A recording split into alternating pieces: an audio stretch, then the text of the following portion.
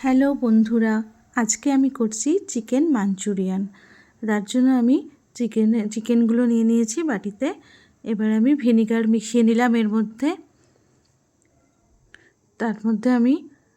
এর মধ্যে আমি কর্নফ্লাওয়ার দিয়ে দিলাম, দিয়ে ভালো করে হাতের দ্বারা মেখে নিচ্ছি।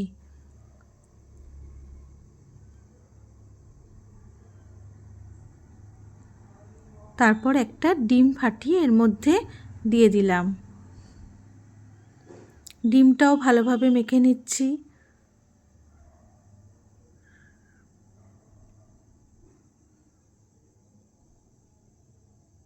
ভালোভাবে মাখা হয়ে গেলে এর মধ্যে একটু লবণ আর একটু কাশ্মীরি মির্চ দিয়ে দিলাম।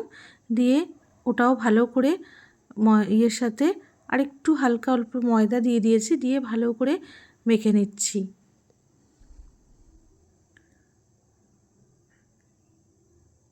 দিয়ে খানিকক্ষণ এটা রেস্টে রেখে দেবো।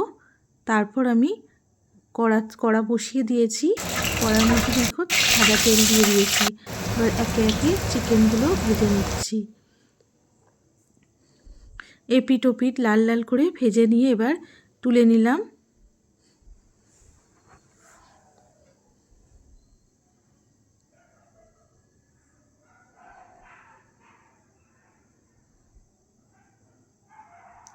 এবার ওই তেলেই পেঁয়াজ কুচি দিয়ে দিলাম।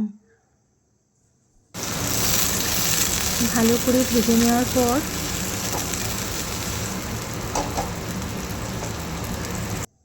এবার আদা রসুনের একটু পেস্টও দিলাম, টমেটো সস দিয়ে দিলাম। দিয়ে ভালো করে নেড়ে নিচ্ছি। সব মশলাগুলো দিয়ে ভালো করে নেড়ে নেব। ক্যাপসিকাম কুচি দিয়ে দিলাম, রসুন কুচি আর পেঁয়াজ শাক কুচি এর মধ্যে দিয়ে দিলাম। সোয়া সস দিয়ে দিলাম, দিয়ে ভালো করে আবার নেড়ে নিচ্ছি। তোমরা এই জায়গায় রসুন শাক কুচিও দিতে পারো, বাজারে এগুলো পাওয়া যায়, গিয়ে দেখতে পারো এগুলো। এবার আমি এর মধ্যে মাঞ্চুরিয়ান মশলাটা দিয়ে দিলাম, দিয়ে আবারও ভালো করে নেড়ে নেব।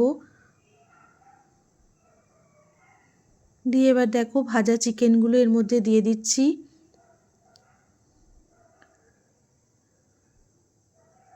দিয়ে যেটুকু একটু স্টক ছিল সেই স্টকটা এর মধ্যে দিয়ে দিলাম, যাতে থিকনেসটা আসে। একটু কাঁচা লঙ্কা চেরা দিয়ে দিলাম, আর ড্রাই হয়ে গেলে একটু তিল দিয়ে দিলাম, সাদা তিল। দিয়ে দেখো টেনে এসছে, দিয়ে এটাকে সার্ভ করে দিয়েছি। রান্নাটা ভালো লেগে থাকলে তোমরা অবশ্যই বাড়িতে ট্রাই করো। আর চিকেন মাঞ্চুরিয়ান তো খেতে দুর্দান্ত লাগে, তোমরা সকলেই জানো। ফ্রাইড রাইস, পরোটা, নান সবার সাথে ভালো লাগে।